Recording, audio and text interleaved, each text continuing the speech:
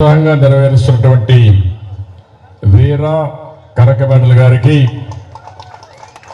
ఈరోజు నేను మిమ్మల్ని చూస్తూ ఉంటే మామూలుగా మేము ఆర్గనైజేషను పై నుంచి కింది వరకు చేస్తాం కానీ స్వచ్ఛందంగా ముందుకొచ్చి బ్రహ్మాండమైన ఆర్గనైజేషన్ అభివృద్ధి చేయడమే డెవలప్ చేయడమే కాకుండా ఇంత ఉత్సాహంగా మీరు ముందుకు పోతున్నారంటే దానికి మనస్ఫూర్తిగా మీ ఆర్గనైజర్స్ని ఇక్కడే మెంబర్స్ని ఇక్కడే ప్రజల్ని మనస్ఫూర్తిగా అభినందిస్తున్నా.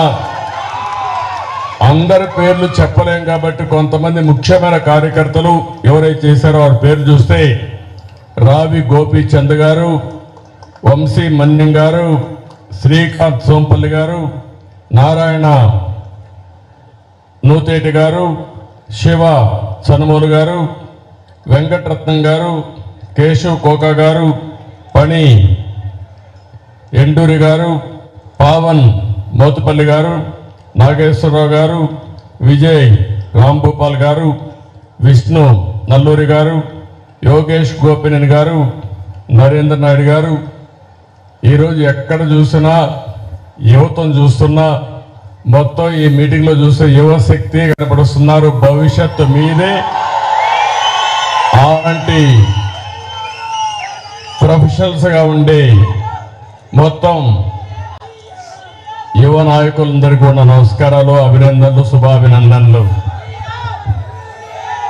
ఈరోజు మీ ఉత్సాహం చూసినప్పుడు అనిపిస్తుంది ఇటీవల నాకు కష్టం వచ్చినప్పుడు ఏ విధంగా స్పందించారో మిమ్మల్ని చూశాను.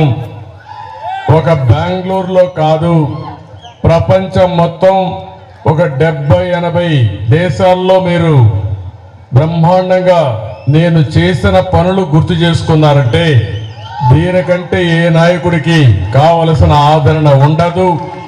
దానికి పూర్తిగా మీ అందరికీ ధన్యవాదాలు తెలియజేస్తున్నా, అభినందనలు తెలియజేస్తున్నా.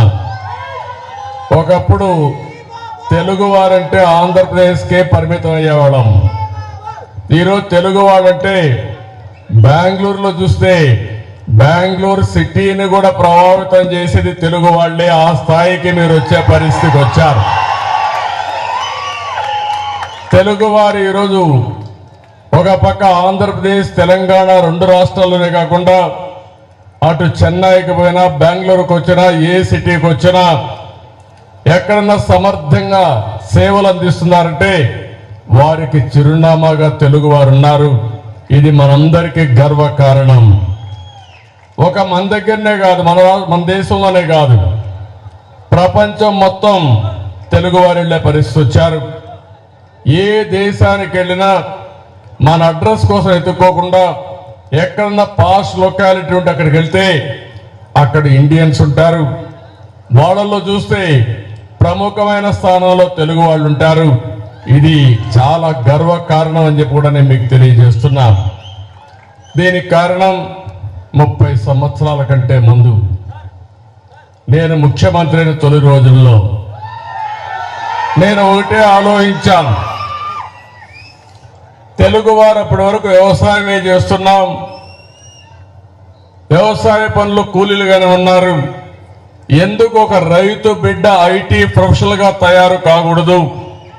ఒక కూలీ చేసుకునే వ్యక్తి వాళ్ళ పిల్లవాడిని ఎందుకు ఐటీ ప్రొఫెషనల్గా తయారు చేయకూడదని ఆలోచనతోనే నేను ఆ రోజు నాలెడ్జ్ ఎకానమీకి శ్రీకారం చుట్టాను. అదే ఐటీ అని చెప్పి కూడా నేను మీకు తెలియజేస్తున్నా.